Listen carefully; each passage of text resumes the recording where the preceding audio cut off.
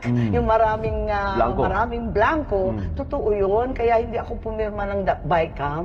Senadora Amy Marcos naglabas na ng komento kung sino kaya ang naglagay ng mga blanco sa BICAM report.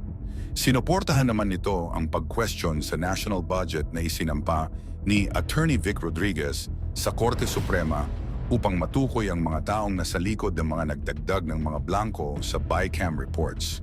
Totoo naman raw ang sinabi ni Pangulong Duterte at PBBM na may mga blanco sa BICAM report wala namang blanco sa General Appropriation Act na napirmahan na ni PBBM. Nawarningan siya na baka ito ang magpapahamak sa'yo. Binatikos naman ng senadora ang sinasabi ni House Appropriations Committee Stella Quimbo na ang nagpuno raw ng mga blanco sa BICAM report ay ang kanilang technical group.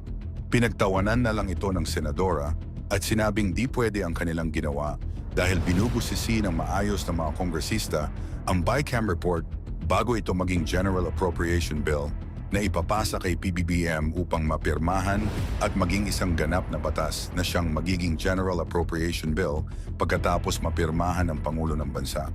Ipinagtanggol naman ng senadora ang kanyang kapatid at sinabing ang may hawak ng kapangyarihan ng budget ay nasa Kongreso at Senado.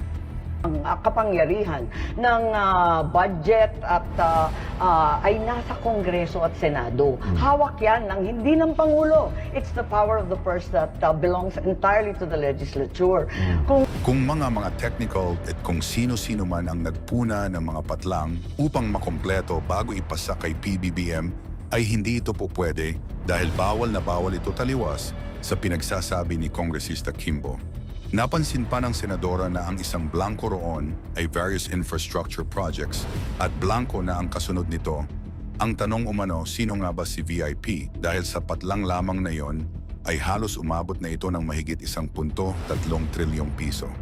Ibinahagi pa ng senadora noong nakapunta sila sa BICAM conference meeting ay sobrang bilis lang ng pangyayari at sinabi lamang sa kanila na papasahan lang sila ng copy sa BICAM report. Kaya hindi na ito pumirma pa rito bakit raw tinanggal ang mga mahahalagang proyekto ng administrasyon at pinalitan raw ng walang kwentang proyekto na dapat ay napapakinabangan ng mga mamamayan.